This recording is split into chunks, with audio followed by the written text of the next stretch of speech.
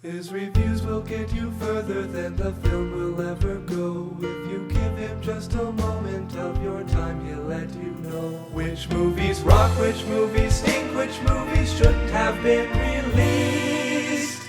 Say hello to Confused Matthew.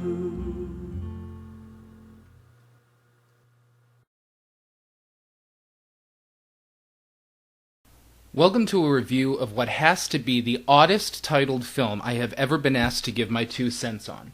In China, They Eat Dogs. A lot of you are probably asking, why the fuck did they call it that? Well, they do end up explaining this in the film, but let's start from the beginning. In China, They Eat Dogs is a Danish film about a nice guy named Arvid who constantly finds himself finishing last. His girlfriend leaves him out of sheer boredom, his brother has mistreated him all of his life, and even when he prevents a bank robber from making off with the money, people still kick his ass for it. Literally.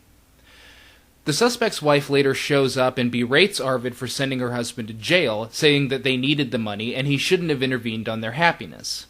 After thinking it over, Arvid agrees and decides to do what he thinks is the right thing. So he recruits his brother, Harold, a shithead, racist, psycho criminal, to help him do 2 things. Steal money from an armored car to get the money the robber was going to get, and to break said bank robber out of jail and reunite him with his wife and with the money. It was at this point in the film that I felt it was getting a little too routine. The action was very standard, and everything seemed to be going too much without a hitch, with the exception of a bunch of bad things happening to one unfortunate character over and over again. At this point, the film was just okay for me, but it's what happens afterward where I really started getting interested. It turns out that the guy they broke out of jail wasn't this woman's husband at all. He was actually her brother. The woman is in fact a con artist who has grifted him numerous times and has now made off with the money they stole from the armored car. Not only that, but a few unfortunate things happened once this guy was broken out. 2 men accidentally ended up dead, and eventually the shithead brother just says fuck it and kills this guy too. From here, the film turns slightly introspective. The only reason all of this happened is that Arvid felt he was doing the right thing.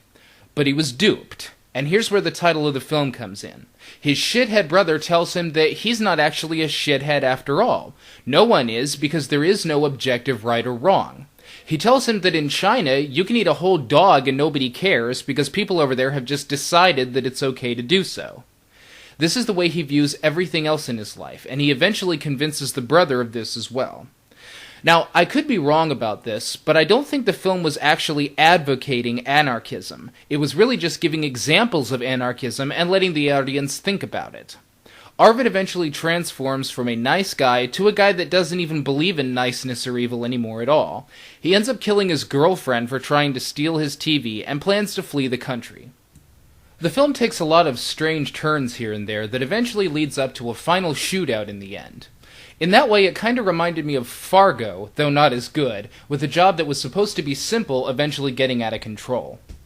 Now, I don't usually watch foreign films because I feel that ultimately something gets lost in the translation. Subtitles are simply no substitute for what a writer is trying to convey in a specific language.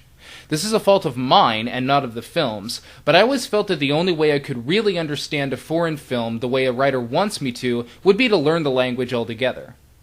This problem admittedly cropped up in a few places in this film, particularly with what they were doing with the Volk character. It was almost cartoon-like in a way. It felt like they put him in the film basically for him to get hurt over and over again.